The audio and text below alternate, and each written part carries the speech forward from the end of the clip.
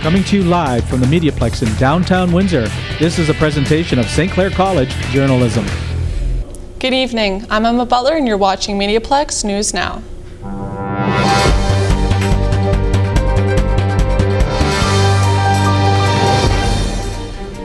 The city's residents and business owners have mixed opinions on the upcoming reconstruction of the stretch of Huron Church Road. Kirathana Verpindina went out to the information session to talk with the city officials and residents to find out more. The City of Windsor, along with Dillon Consulting, hosted a public information center at the Holiday Inn last Thursday.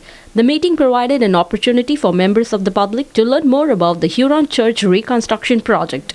The city's operation manager, Don Johnson, says this is a much-needed project on the second busiest road in the city. During construction, the intersections of Malden, Dorchester, and Prince Totten will have the traffic signals removed, so it will be free-flowing traffic through those intersections throughout the duration of construction, which should help with the movement and the flow of the traffic. The $5.5 million project begins in April and would see full road reconstruction, including new water mains and new traffic signals equipped with smart technology.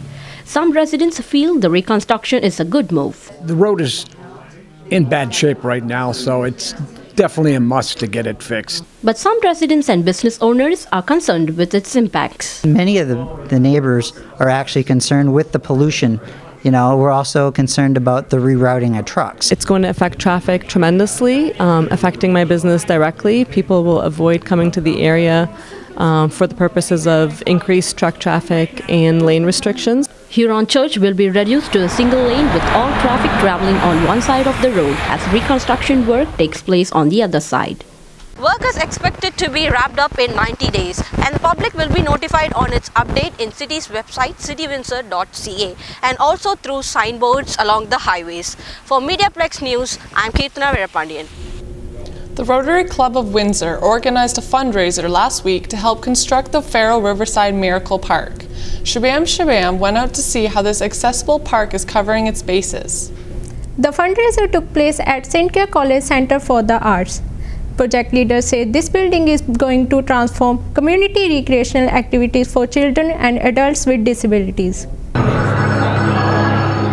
The Faro Riverside Miracle Park is going to cost about $3 million. Bill Kell, the co-chairperson at Faro Riverside Miracle Park, says they already raised $2.3 million. We're going to transform that area into a beautiful park that's inclusive and accessible to all, even all the children and adults with disabilities, cognitive and physical and mental. So the park will include a miracle sports field, gigantic playground, fully inclusive, picnic area, a wellness track with workout stations, washrooms. War Memorial also will be updated and be right there as a center on Wyandotte Street. So it's a great project. This event also featured a special presentation from Dr. Jim Weiss, who is transformational leader, speaker, and author of 5C Leader book. The book actually summarizes the area of leadership, and what I have done is I've come up with 5 C's of leadership, and I have written it for current leaders and aspiring leaders who hope to become better leaders. And the 5 C's are credibility, contagious enthusiasm, charismatic communicator, and a culture builder. So what I've tried to do is develop a concept that really makes sense in terms of what the latest thinking in leadership is and put it in a format that people will enjoy and learn from. Construction is expected to wrap up this summer. We are back after our March break, but I'm not sure Crime Stoppers took a break. Constable Christina Gilbo is here with studio with Cody Rosanne. Now, Christina Gilbo, I want to thank you first before we start, but vandalism is the story of the crime of the week. Can you just explain to the people what I mean by that? That's right. We have a property damage case to feature here tonight. Between the morning hours of Saturday, March 16th and Sunday, March 17th, there was 13 school buses that were damaged on a property in the 5500 block of Ojibwe Parkway. Patrol officers attended the location of the scene and found that the buses had significant damage to the windshields, the front side windows, the doors, and also the lights to the school buses. Now, when things like this happen, at first there's no suspects, but do people brag about this online? Do they talk about it? Well, that is actually very accurate. At times, suspects do brag about the crimes that they've committed. And in this case, we're hoping that people keep an ear open. And if you hear any information about who may be responsible for this crime, to contact the Windsor Police Property Crime Unit. Or if you wish to remain anonymous, you can call Crime Stoppers at 519-258-8477 or submit a tip online. If your tip leads to an arrest or charges, it could qualify for a cash reward, and you'll never have to attend court. And going forward with Crime Stoppers, any future events coming up? Yes, we always have multiple events coming up, and you can always attend our website to get information. April 28th, we have the Southern Footprints Race in Point Pelee. We're partnering once again with them, so you can attend that event. It would be it's an excellent opportunity for a lot of fun and exercise. And then on May 9th, we have our Baylor Jail event being held at Devonshire Mall. Nice. And with the Colasani's dinner that was previous, now I understand that there was gator bites. Did you, by chance, have any of those? I didn't try them, but I know they're very popular for that night, and we got some great feedback that the food was excellent. It was another successful event, and we hope to see everybody come back again next year. And just jumping back to crime of the day. When people are looking for things, what kind of things do you think somebody should be looking out for on social media? On social media, just keeping an eye on what's ongoing, and if you see anything suspicious or criminal of nature, to report it to the police. Alrighty, and I want to thank you again for joining us here today. I'm going to send it back to you. Thank you very much. Windsor movie director Gavin Michael Booth won a Beloit International Film Festival Award for his most recent film, Last Call.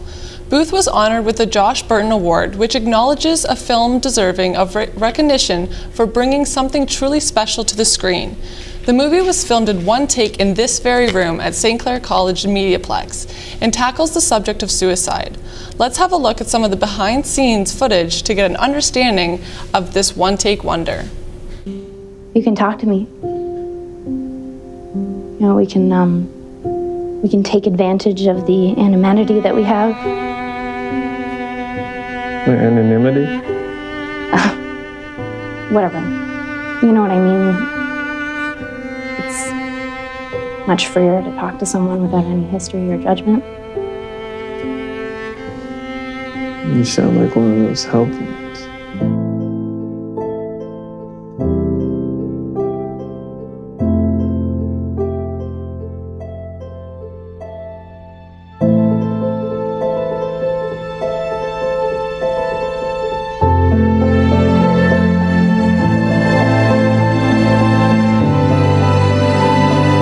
I thought that the idea would make for an interesting scene just from an actor's standpoint, but the more I thought about it, the more I felt like there was a feature-length story in there somewhere. But I knew that it would have to be something visually interesting to keep an audience's attention on a 70, 80-minute phone call. For a story like the one we experienced with Beth and Scott, and this idea that if that phone call ends, his life might end, I just thought that the real time would really add to that ability to bring out some of the tension and just really live in this moment. And then presenting it in a split screen, so you really have the advantage as an audience to be able to see two sides of a conversation without, for lack of a better term, blinking on either one of them.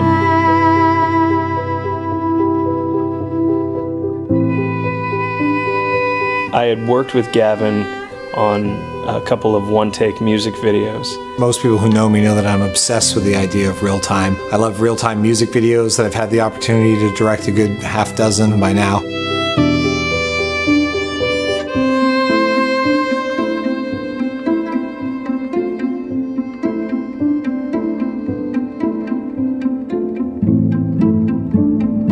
I like the energy and the franticness of not being able to cut and trying to get everything together. He, is always up for a challenge when it comes to pushing himself as a filmmaker, so he was 100% on board with making that happen.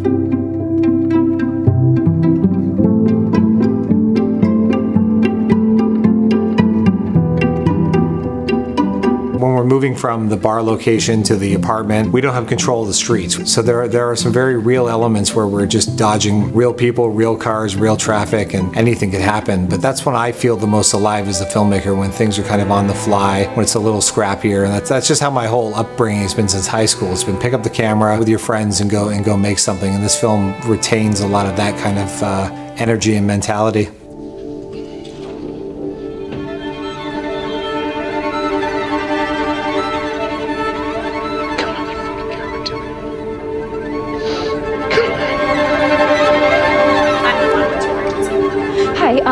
I just got off the phone with someone who I think might be planning to kill themselves, and I'm just not sure what to do.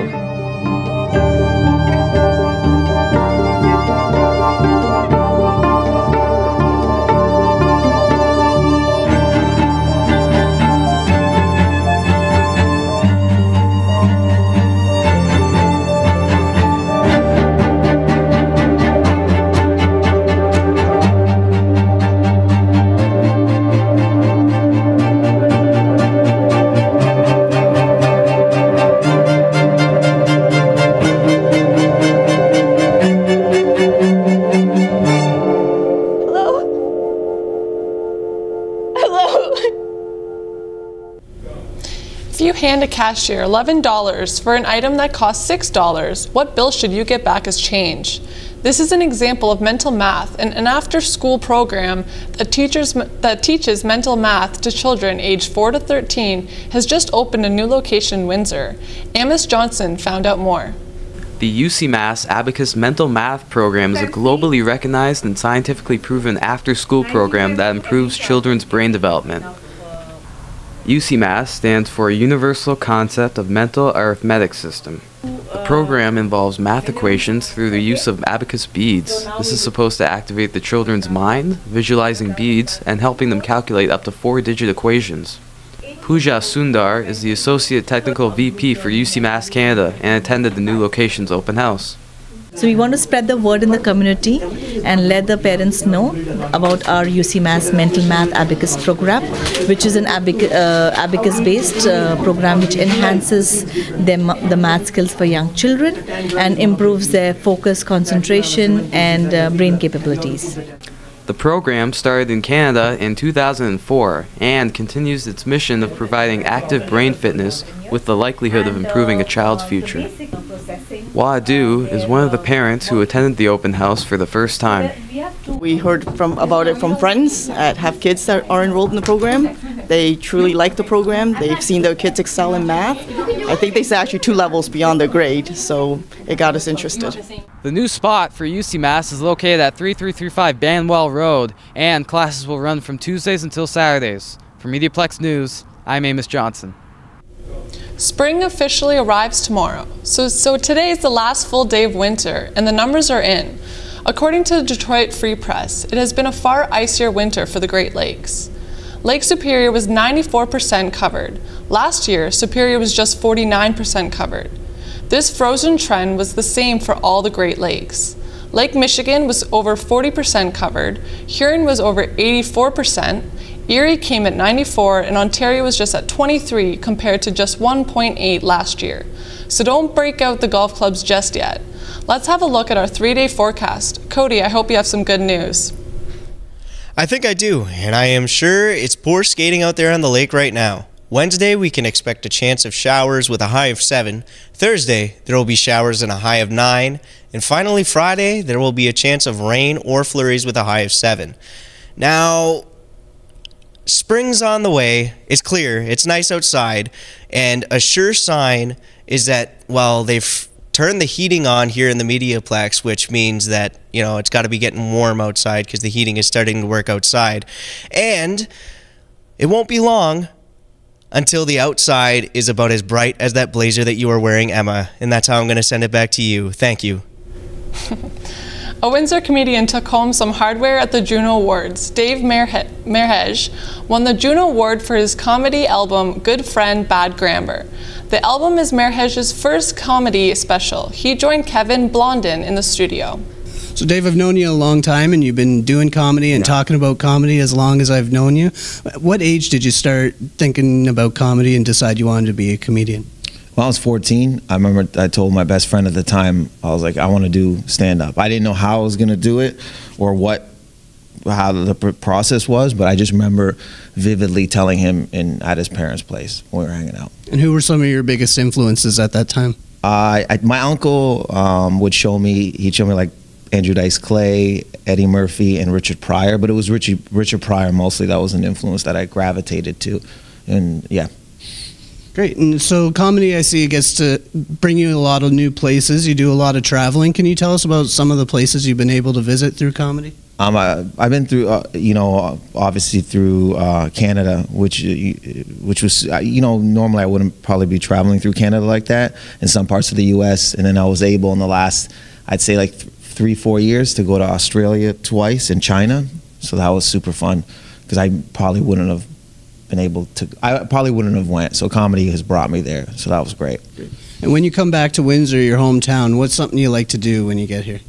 I'd probably hang out with family mostly. I have 3 nieces and my parents and my 2 brothers and sister. Try to because sometimes I probably come here once a year, so getting in that family time is very important. And other than that, kind of like hang out.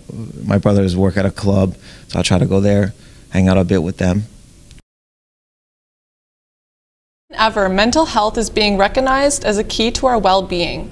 A Windsor art show is helping raise awareness for the cause. Oliver Zhao was there to bring us the details. Mental health involves how we feel, think, act, and interact with the world around us. Talent McLuhan at the Common Ground Art Gallery helps people through painting. She believes that having good mental health is as important as having good physical health, and she recommends staying active through exercise and communicating with others about mental issues and seeking professional help if it's necessary. Once a month, people with mental health needs go to the Common Ground Art Gallery in the West Windsor for art therapy session. This week, 30 individuals came out to the one-on-one session. They say painting on the canvas can help you relax, but it also acts as a fundraiser for Canadian Mental Health Association.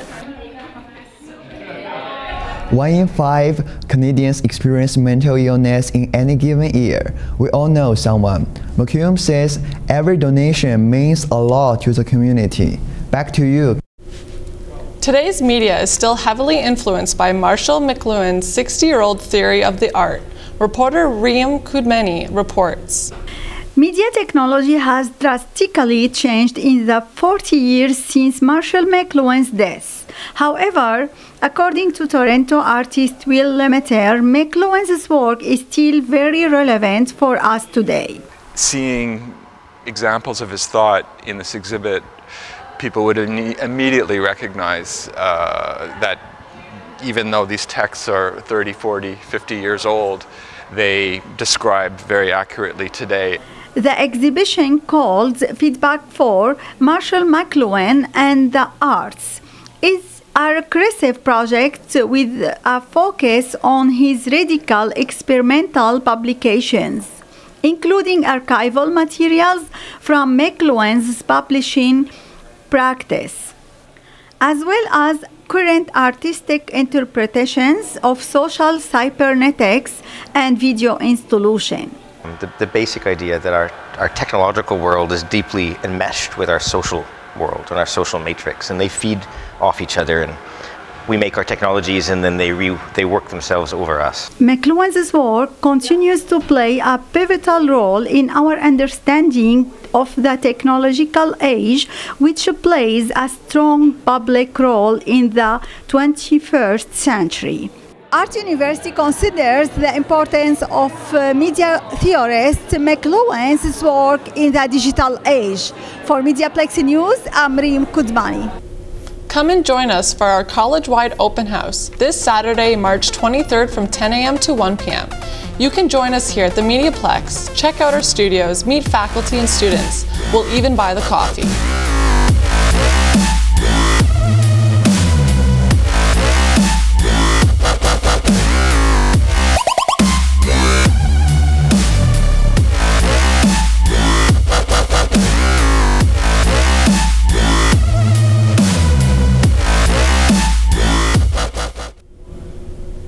A St. Clair journalism grad is making a name for himself. Tate Harris caught up with him in this segment of 3 Minutes With.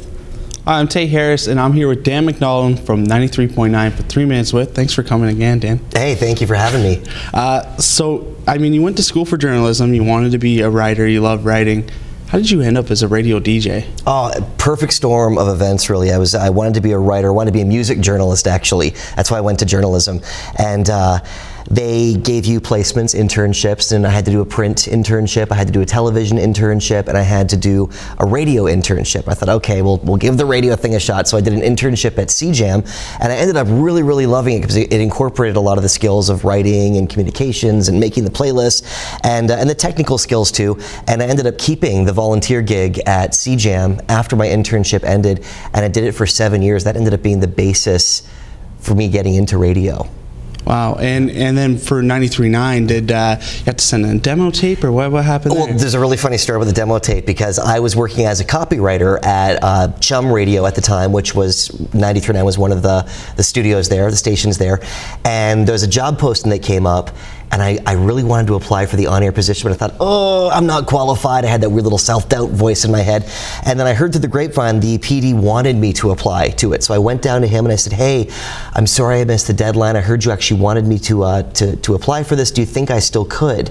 And he said, well, yes, of course you still could. You have all this experience on CJAM. Make me a demo tape. So I went, I said, no problem. I'll bring your demo tape right to you. No problem. I'll grab my demo tape. Went upstairs and Googled how to make demo tape, because I had no idea. So I ended up just kind of making a little 3-minute demo reel as if I were a DJ introducing the songs on the river. I handed that in, and 2 days later, I got the job. Now, you also have a segment on AM 800 Here Now on Sunday nights. You're the first person to play music on AM 800 since the Big 8. Like, does that have any meaning for you? Or? It's so cool because it was the Big 8 music that got me into music, that kind of got me digging deeper into music. It was a CKLW Big 8 vinyl record my mom gave me that got me passionate about music. So when they let me do the local music show on the air, which I was thrilled to do because I love our local music scenes, and then the PD at the time said, you know, this is the first music show since the Big 8. I thought, holy moly, what a full circle event. So it's such a privilege, it's such an honor to do Here and Now on AM 800 and on the river now too. Walking through the hallways there, some great people have walked through, especially Rosalie Tremblay. Do you have any Rosalie Tremblay stories at all? Or? I look up to Rosalie Tremblay because she was just the golden years who would pick songs to play, and those songs become massive hits, and it launched so many great careers. My Rosalie, I look up to her in so many ways, but I once saw Rosalie Tremblay out at the grocery store with a friend, and I'm always gushing about Rosalie Tremblay. I said, that's Rosalie over there. And he said, no, it's not. I said, no, I know that's Rosalie. And then he said, okay, never mind, it is Rosalie. So I'm like, do I say something? And he said, no, don't bother her. So we were in line and she was right ahead of us. And he goes, okay, fine, say something. So I said, hey, Rosalie, I'm at the station now, and you're a big idol to me, and I really, really love what you've done, your work. I respect your legacy. It's great to meet you. And she was very, very kind. And for me, it was kind of like meeting a rock star in a way. Yeah, that would have been cool. She's launched so many careers. She's iconic in this area as far as radio goes.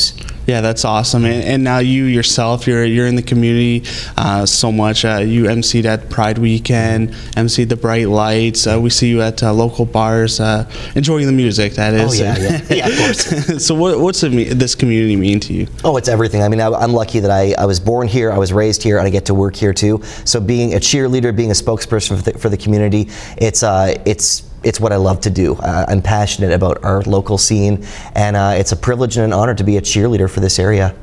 Awesome. Well, thanks again for coming out, Dan. That was 3 Minutes with Dan McDonald. If you like music, then the added bonus is that it can come with many benefits. Here's Travis Connett.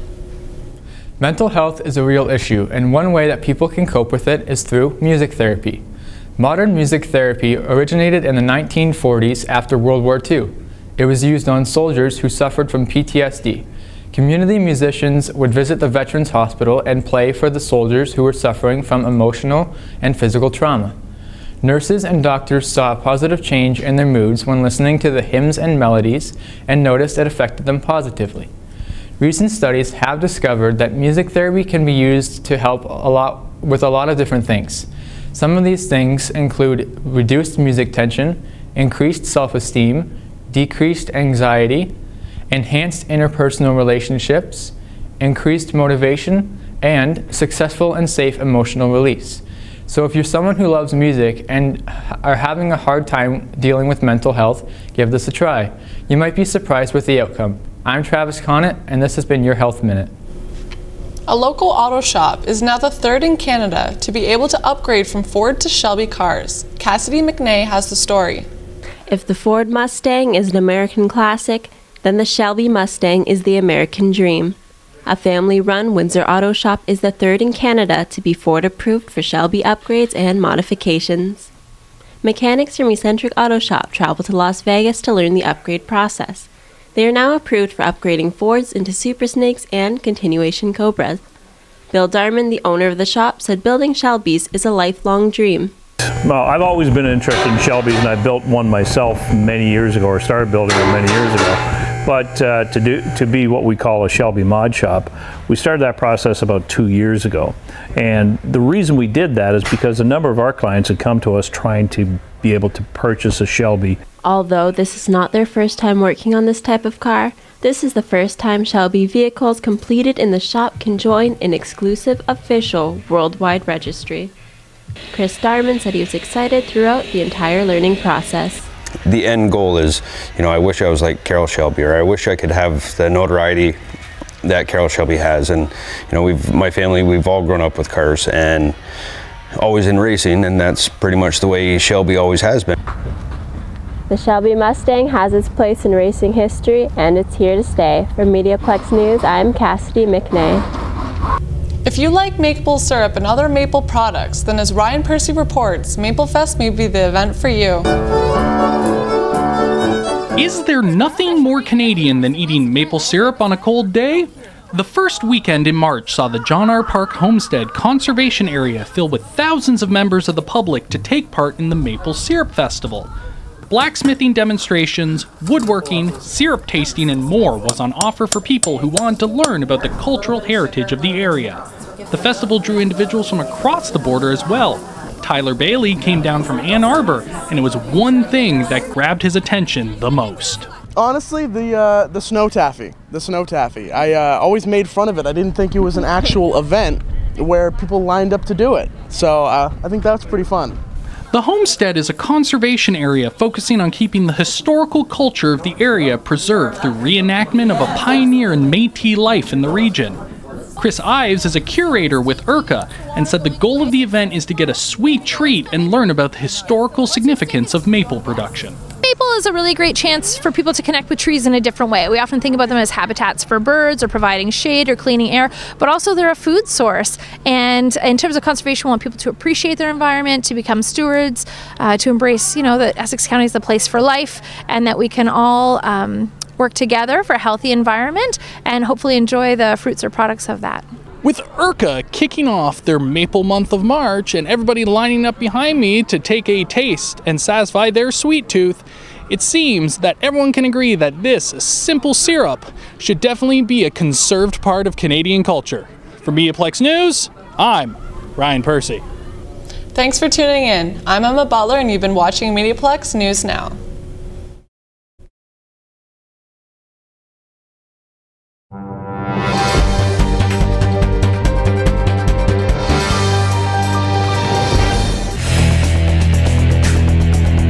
MediaPlex News Now is a production of the St. Clair College Journalism Program.